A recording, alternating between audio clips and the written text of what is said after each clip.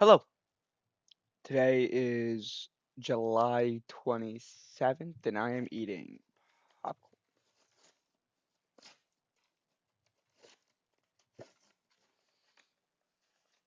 I just woke up. Anyway, slight risk of tornadoes today. As for Minnesota and Wisconsin,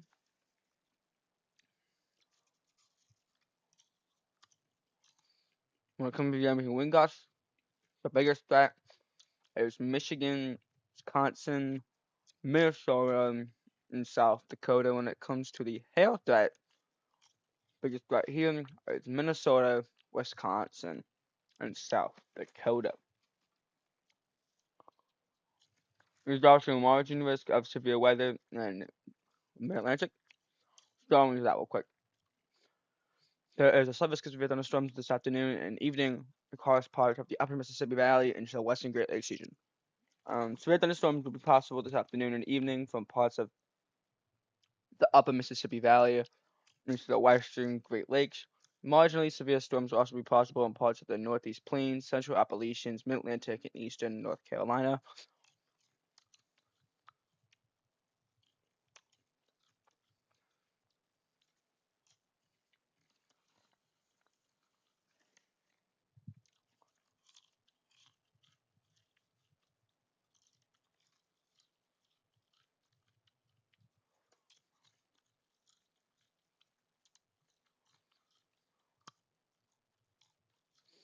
Usually tornado warning up for California. Canada, moment.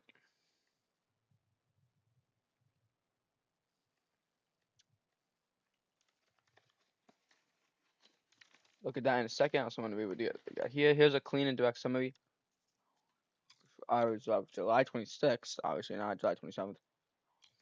Northern Minnesota, early morning. An ongoing bowing MCS is moving toward the Arrowhead region and has produced damaging wind gusts overnight.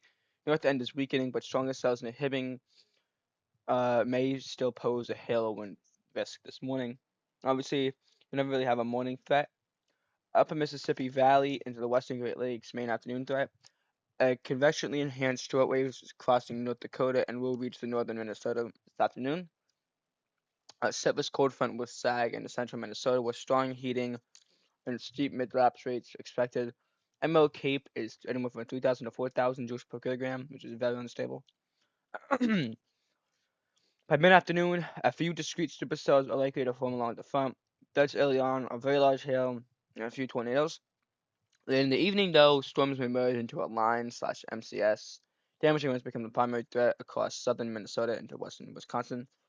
The Mid-Atlantic, Central Appalachians, this is Pennsylvania, West Virginia, Virginia, North Carolina. Scattered afternoon storms expected again.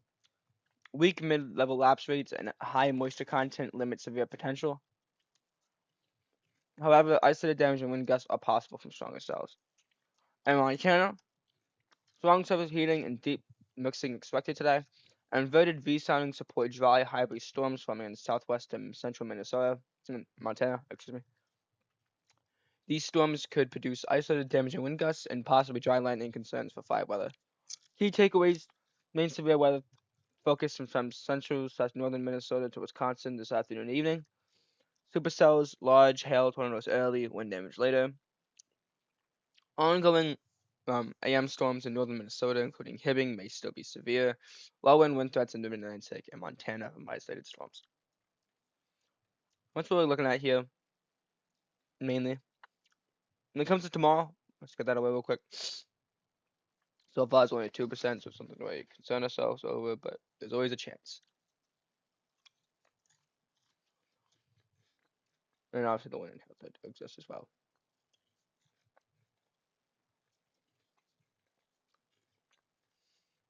Thunderstorm outlook here.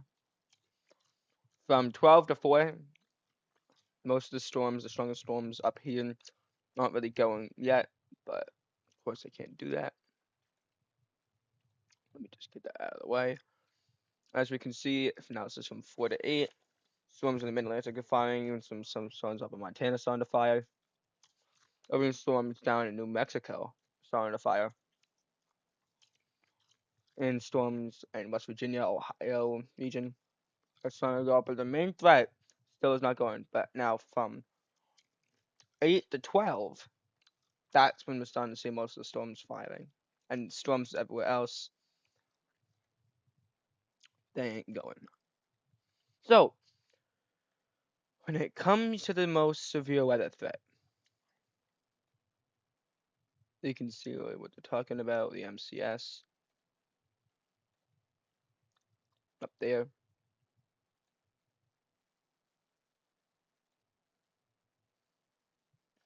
Of course, my radars not fully loaded yet.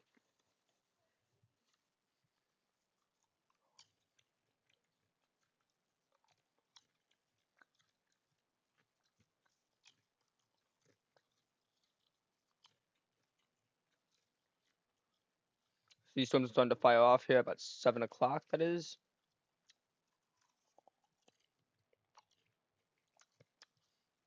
Become a lot more severe south of Hibbing. And then they become a long line of storms. Um, we are kind of seeing a little bit of a hook of future of era, which is not good. It's south of Alexandria and between Glenwood and Holmes City. By 10 p.m., becomes now a long line of severe storms that stretch from the marginal risk all the way up into Canada. And that's why they assume that this is going to become an MCS, which it kind of does look like it's becoming. Looking at the EHI models, when these storms are firing, most of it, there isn't a strong risk of a tornado, which is a good sign. Again, I do apologize. I'm really tired. I just woke up. Please forgive me. Supercell Composite kind of agrees. If we put this side by side to where I think the most damaging storms are going to be.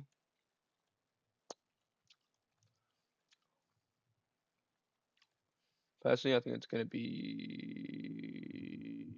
Where did Hibbings go? So Hibbing goes away if you zoom in too much. Got it.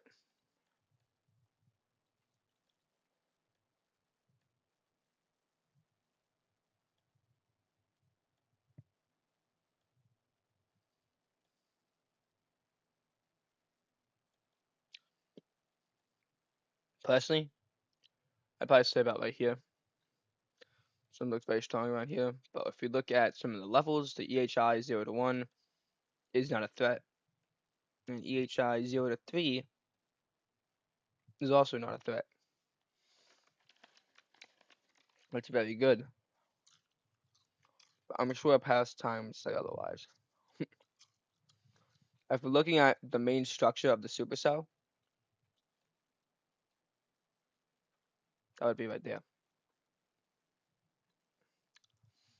And the EHI there is also at 0, but 0 to 3, zoom in here, there is an EHI threat, although they don't register it. I register it.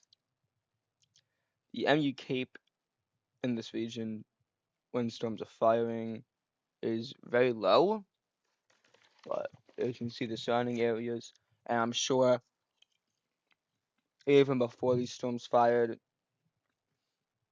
I'm sure the Cape was extremely high. Yeah, an hour before it formed, hit the area, Cape was over 4,000. And if we look at EHI, that was actually at 1.1, and here, this was up to 3.1. Very high numbers. Well, at least 3.1 is very high. MU Cape was over 4,000. Smithsonian Composite, relatively low, which is a good sign, but I'm sure again past times. If I look back,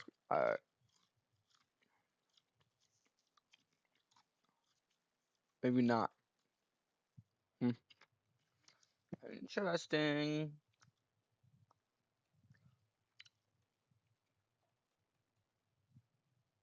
Again, I do think most of these storms are going to start to fire off at,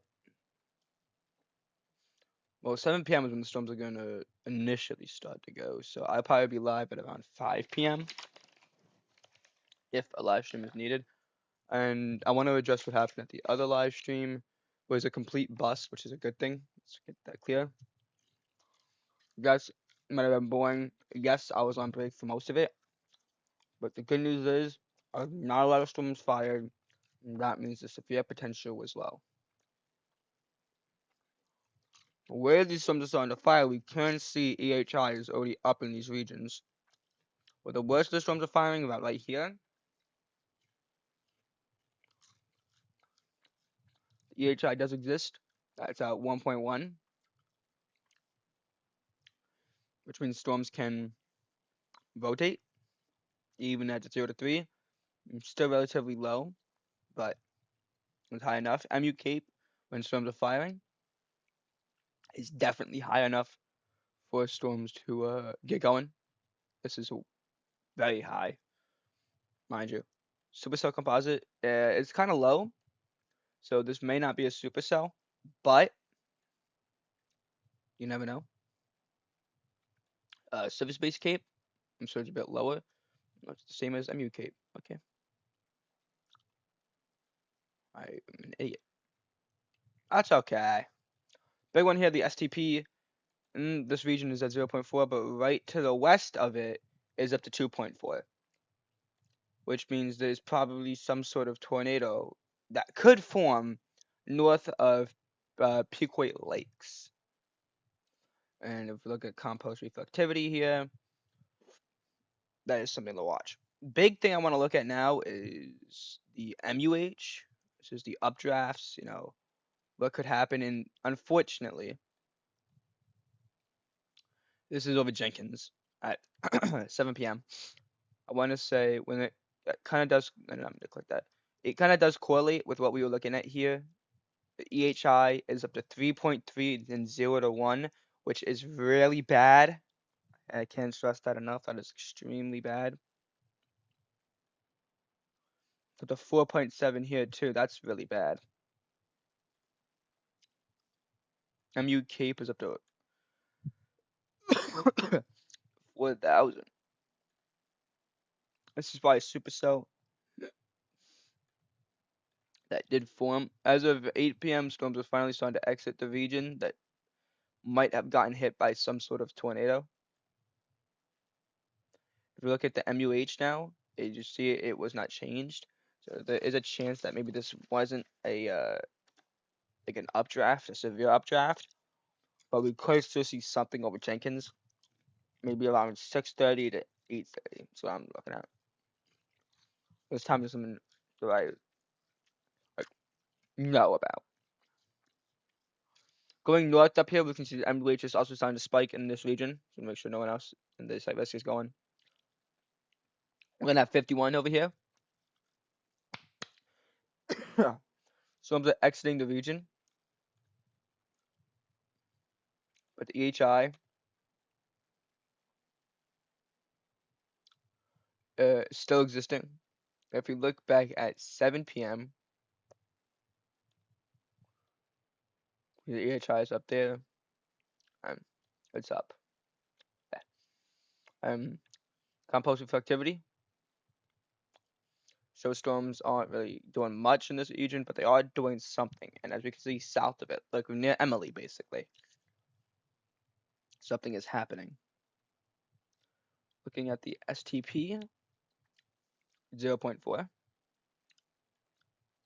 Obviously, there's probably something happening.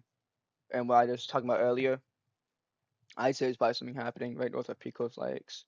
So we're looking at here for the models. But as these storms cross over, the STP goes down, so that's a good thing. And not even in the main thing we're just talking about, but in this area where the highest max updraft velocity is. Going into 9 p.m., we are seeing more updrafts starting to go in other areas too, mind you. I think the worst of it is right here. This is south of, I mean, this is north of Starbuck, south of, oh, wow. Yeah, like right directly north of Starbuck. Compost reflectivity suggests very strong storms over this region as the updraft is going. Looking at EHI levels of 0, although it's kind of over, I'd say maybe 1.1, and 0 to 3 kilometers is definitely up there. I'd say probably around the 2.7 region, maybe.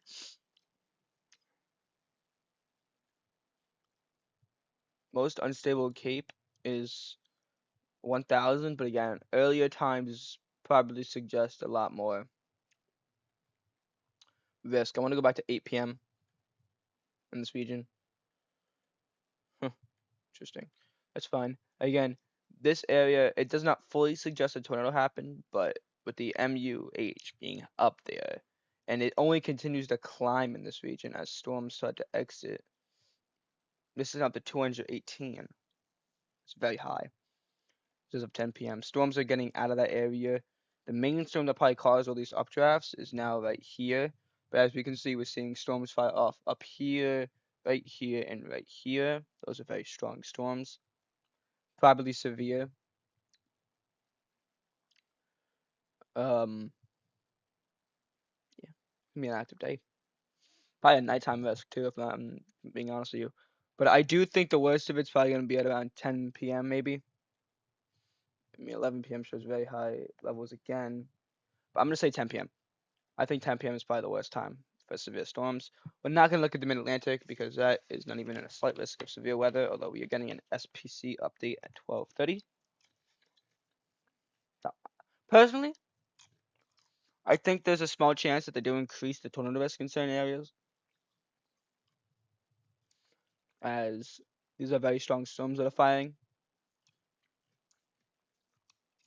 So we will have to wait and see.